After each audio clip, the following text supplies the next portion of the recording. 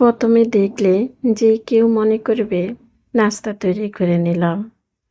কিন্তু না, একটু ভিন্নভাবে আজকের এই খাবারটি আমি তৈরি করে নিলাম। সকালে রুটি, পরোটা, সাদা ভাত, পোলাওর সাথে অসাধারণ মজার একটি খাবার কিভাবে তৈরি করলাম তাহলে সবাই চলেন পুরাটা ভিডিও দেখে আসি। বিসমিল্লাহির রহমানির রহিম। সবাইকে আসসালামু আলাইকুম। Hello viewers, welcome to my channel Mim moms vlog. কেমন আছো সবাই? আশা করি তোমরা যে যেখানে আছো সবাই ভালো আছো। আলহামদুলিল্লাহ, আমিও ভালো আছি। চলে আসলাম আজকে আবার আরও একটা ভিডিও নিয়ে। আশা করি আজকের ভিডিওটা তোমাদের কাছে ভালো লাগবে। আজকের খাবার তৈরিতে আমার প্রথমে যে ২টি উপকরণ লাগবে, ওই ২টি উপকরণ আমি নিয়ে নিলাম। লাগবে আমার পেঁয়াজ পাতা। পেঁয়াজ পাতাগুলারে আমি ভালো করে ধুয়ে এরকম ছোট, ছোট করে কেটে নিলাম। এখানে আমি কোয়েল পাখির ডিম নিলাম। আপনারা চাইলে মুরগির ডিম দিয়েও করতে পারেন। অনেক মজার এই খাবারটি আপনারা চাইলে একবার তৈরি করে দেখতে পারেন। সবাই অনেক পছন্দ করবে।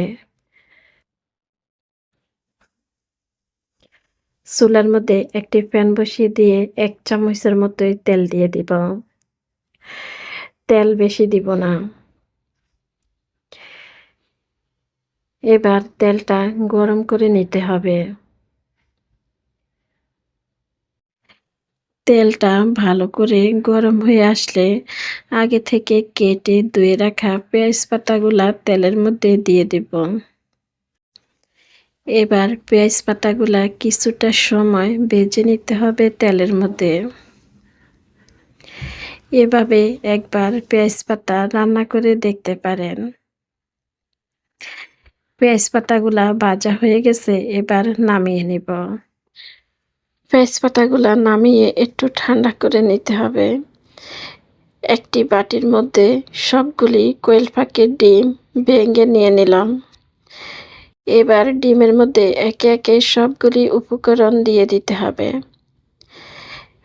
এই ডিমের মধ্যে আমি দিব পেঁয়াজ কুচি, কাঁচামরিচ কুচি, ধনিয়া গুঁড়া, জিরা গুঁড়া, স্বাদমতো লবণ, হলুদের গুঁড়া, মরিচের গুঁড়া, গোলমরিচের গুঁড়া, সবগুলি উপকরণ দিয়ে ভালো করে মিশিয়ে নিতে হবে। এখানে জাল নিজেদের মতো করে দিতে পারেন। অনেকে বেশি ঝাল খেতে পারে, অনেকে ঝাল খেতে পারে না। আমি একটু বেশি করে জালটা দিয়ে দিলাম, কারণ এখানে জাল হলে খেতে ভালো লাগবে, তাই একটু বেশি করে জাল দিলাম। সবগুলি মশলা দেওয়া হয়ে গেলে আগে থেকে বেজে রাখা পেঁয়াজ পাতাগুলা সাথে দিয়ে দিব ধনিয়া পাতা। শীতের এই সময় সব রকম সবজি কিন্তু হাতের কাছে থাকে। আপনারা চাইলে এখানে আরও সবজি অ্যাড করতে পারেন, তবে আমি আর কোনো সবজি দিব না। এভাবে এই খাবারটি বানিয়ে নেব। এভাবে করে আপনারা একবার এই খাবারটি বানিয়ে নিতে পারেন।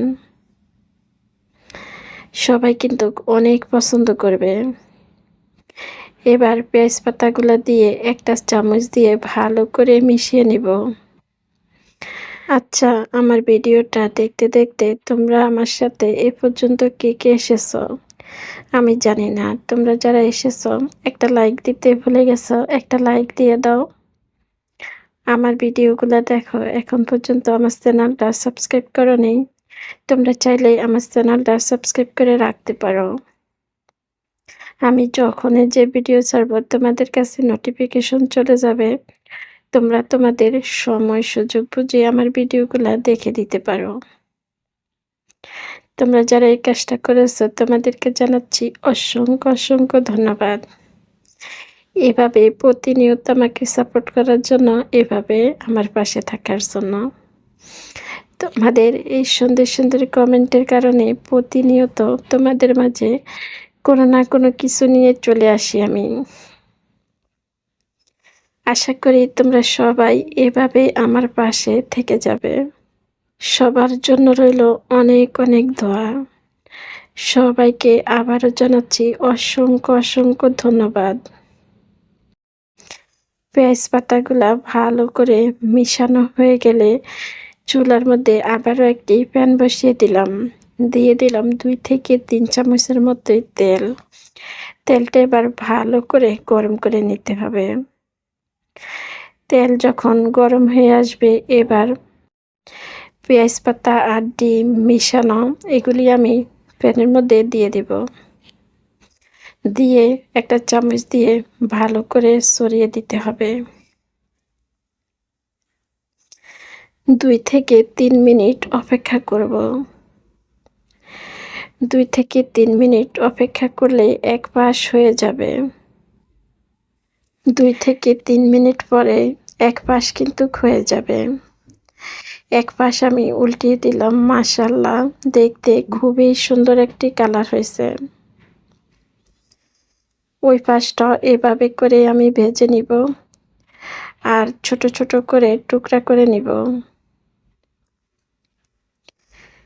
সকালে রুটি পরোটা সাদা ভাতের সাথে খেতে কিন্তু অনেক মজার একটি খাবার। ছোট, ছোট করে এভাবে সবগুলি টুকরা করে নেওয়া হয়ে গেছে। ২ পাশ লাল, লাল করে ভেজে তুলে নেব।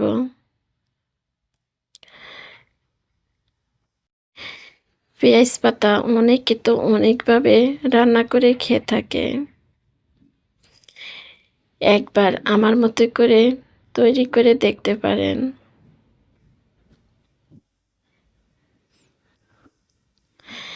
ভাজা হয়ে গেছে, এবার আমি তুলে নেব। আজকের এই সহজ রেসিপিটি আপনাদের কাছে কেমন লাগলো? কমেন্টে জানিয়ে যেতে পারেন। চুলা থেকে নামিয়ে একটা প্লেটে নিয়ে নিলাম। দেখতে মাশাআল্লাহ অনেক সুন্দর দেখাচ্ছে। মনে হচ্ছে কোনো একটা নাস্তা তৈরি করে নিয়ে আসলাম, তাই না?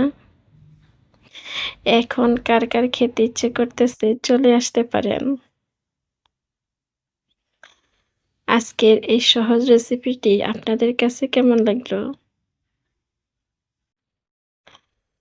আজকের মতো আমি এখানেই বিদায় নিলাম। আপনারা সবাই ভালো থাকবেন, সুস্থ থাকবেন। দেখা হবে, কথা হবে পরবর্তী ভিডিওতে। ওই পর্যন্ত সবাই ভালো থাকবেন। আল্লাহ সবাইকে ভালো রাখুক, সুস্থ রাখুক, নিরাপদে রাখুক। এই দোয়াই রইল সবার জন্য। সবাইকে আল্লাহ হাফেজ। আসসালামু আলাইকুম।